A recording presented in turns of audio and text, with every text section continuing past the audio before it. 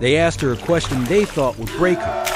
A joke. A way to show off. But the moment she answered with one single word, the entire room fell silent because none of them expected the truth, and none of them were ready to face it. What city are you watching from today? If this story resonated with you, hit subscribe for more real stories about extraordinary people. Her story didn't begin with power. It began with silence. And with a secret she carried alone. Her name was Mira Caldwell, and almost no one on the base knew who she truly was.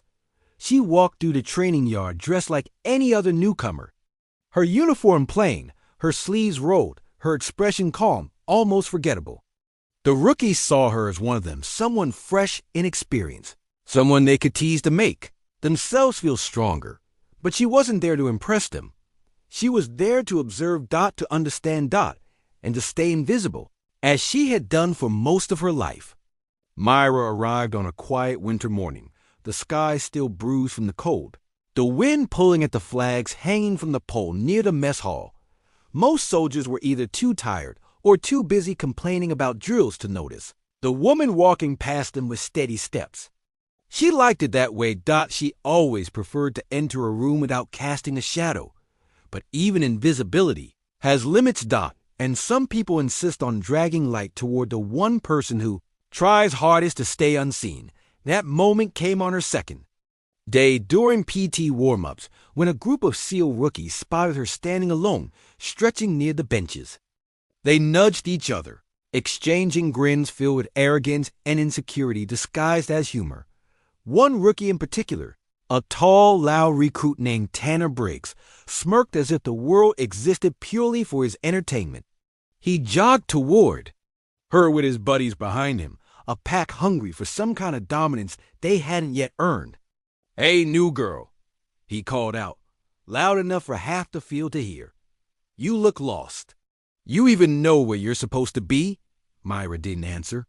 She simply continued stretching, her breathing steady. His friend snickered. Another rookie chimed in. "Probably doesn't even know what rank she's trying to be.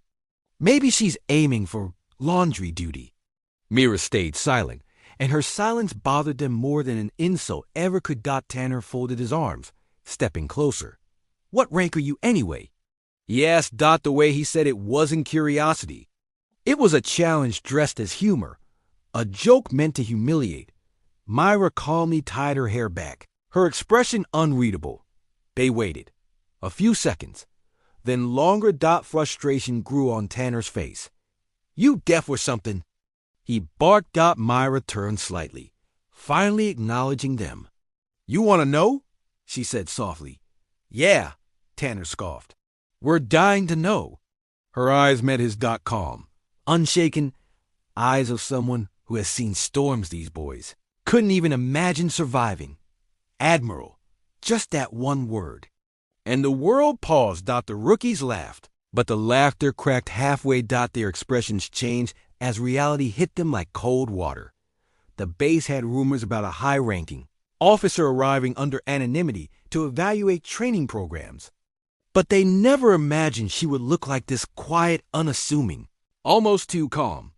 Tanner's smirk evaporated. His friends stared at her, their faces draining of color. Mira didn't raise her voice. She didn't puff her chest.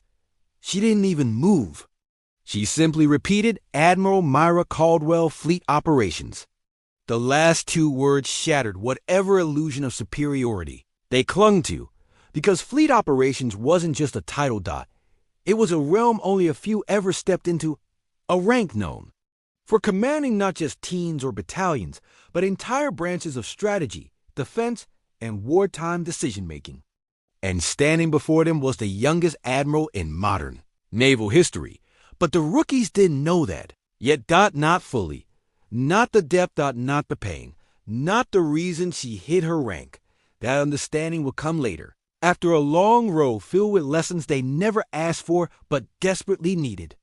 Because Myra Caldwell didn't rise to the top through arrogance. She rose through loss, through blood, through promises she made on nights when sleep never came. Her journey began years before the day she stood on that training field, long before she ever wore Admiral stripes. Back when she was just a girl trying to make her father proud. Her father had been a sailor, a man of few words, but a lighthouse in her life. He taught her discipline without cruelty, strength without ego, and the meaning of honor far beyond the uniform. But the sea took him before she ever felt ready to let go. Mira joined the Navy not for medals or rank, but to finish the story he couldn't. From her first day at boot camp, she worked harder than anyone, not to prove herself to others, but to prove to herself that her father's belief wasn't misplaced. She climbed every challenge, often unnoticed, often underestimated. Her instructors doubted her at first, thinking she was too quiet, too soft-spoken, but it was always the quiet ones who carried the fiercest storms. She graduated with top scores, yet asked for no recognition. She entered specialized training without asking for special treatment. She pushed herself beyond physical limits until pain became part of her pulse. And somewhere along this relentless climb, she discovered something. Leadership meant humility. Power meant responsibility. Rank meant nothing if the heart behind. It wasn't disciplined enough to carry the weight. Her rise was not sudden. It was built slowly through years of missions where she faced the worst of humanity, yet never let darkness swallow her. Her team members respected her not because she demanded it, but because she embodied the kind of strength they wished they had. But her greatest rise came after a mission that nearly broke her. It was a rescue op gone wrong, one that cost the life of her closest mentor. A man who once told her, "Your voice is your command. Use it carefully." She remembered those words for the rest of her life. After that mission, she changed. She became sharper. More focused. Not colder, but more aware of what leadership would require of her. When she was promoted to Admiral, she accepted the position with the same quiet humility she had carried since the beginning. But she also asked for something no one expected. She asked to observe training, bases anonymously, so she could understand the roots of the next generation. She believed real leadership begins with knowing where people come from, not just where they end up.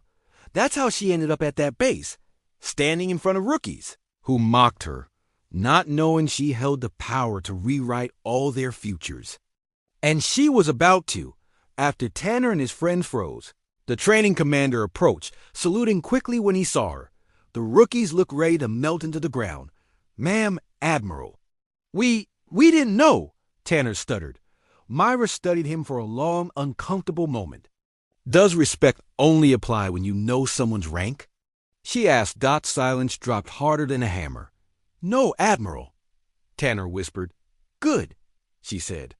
"Because the world won't always introduce itself with stripes." She stepped closer to Tanner, her voice soft but devastatingly clear. "Your character should salute before your eyes do." The rookies swallowed hard. She ordered them all to follow her to the mat area. Not to punish them, but to teach them. For the next hour, she demonstrated techniques none of them had seen before. Movements so fluid, so precise. It was like watching water carve stone. She dismantled Tanner's grip with a single shift of balance. She flipped another rookie. Without using strength-only timing. She showed them how arrogance blinded soldiers long before enemies could. Every rookie was left breathless, drenched in sweat, and stripped of ego. But what hit them hardest wasn't the physical lesson. It was her final words before leaving the training yard. "You mocked a stranger because you assumed she was beneath you. But one day, out there, your life might be in the hands of someone who looks weaker, smaller, or quieter than you. Respect isn't optional. It's survival." The rookies never forgot that day. And Tanner Briggs changed more than anyone. He approached her later, not to apologize, but to ask how to be better. She didn't forgive him instantly. She didn't need to.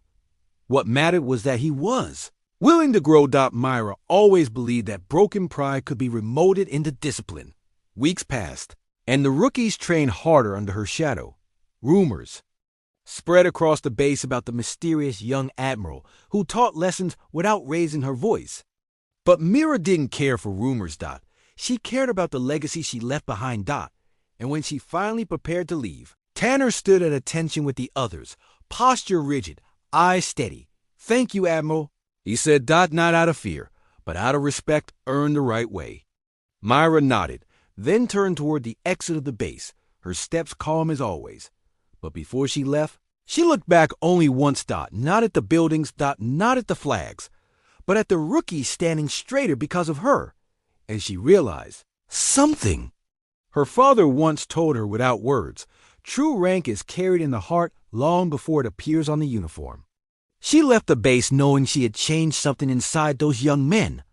A seed planted, a lesson that would outlive her presence, and as she walked into the quiet morning, she carried with her the peace of knowing she didn't need to shout her worth.